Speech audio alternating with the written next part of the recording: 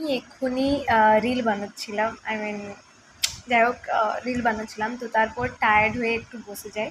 আর তারপর reel scroll করছিলাম, reel দেখছিলাম। তো রিল দেখতে দেখতে একটা রিল আমার কাছে আসে। তো রিলটা দেখার পর না একদম রিলেটেবল একটা ঘটনা আমার সাথে ঘটেছে। ঠিক আছে? এবার ঘটনাটা বলি। আমি খুব ছোট ছিলাম। আমার খুব ছোটোবেলার একটা ঘটনা। তো তখন কি হয়েছিল, আমি আমার ছোটো দিদার বাড়িতে ভাড়া থাকতাম। তো আমার ছোটো দিদার না একটা দোকান ছিল, চায়ের চা দোকান বলতে পারো, চা পান এসবের দোকান। ঠিক আছে? চা পান বিস্কুট টিস্কুটের দোকান। এরপর একদিন ওই দোকানের সামনে একটা গন্ডগোল টন্ডগোল হয়। তো মানে বিশাল গন্ডগোল, মারপিট টারপিট লেগে গেছে। তো পুলিশকে ডাকে। ঠিক আছে? এবার একদম দোকানের সামনেই। এবার কিছু পুলিশ টুলিশ আসে। তো অনেকক্ষণ ধরে এই ব্যাপারটা মানে একদম পুলিশ ভিড় টিড়, মানে পুলিশ টুলিশ, অনেক পুলিশ আসে, অনেক মানুষ ভিড় টিড় করে।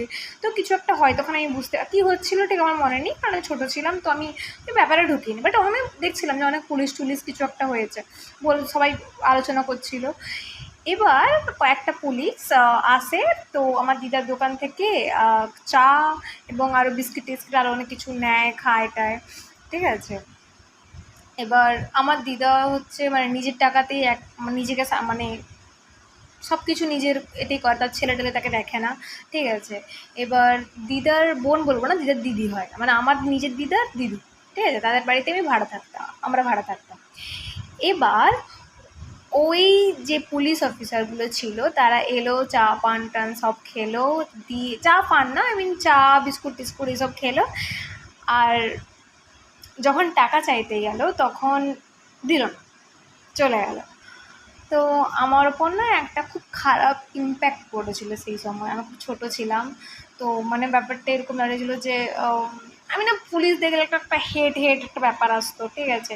এবার আমার খুব রাগ উঠেছিল এবং আমি দিদার দোকানের পাশে দাঁড়িয়েছিলাম। দিদা যখন দোকানে সামলাতো আমি দাঁড়িয়ে থাকতাম পাশে।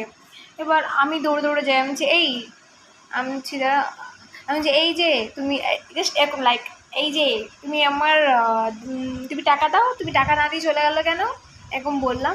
তো আমাকে পুলিশ বলছে এই যা এখান থেকে যা, লিটারালি লাইক যা এখান থেকে যা, মানে এইভাবে আমাকে ওখান থেকে তাড়িয়ে দিল।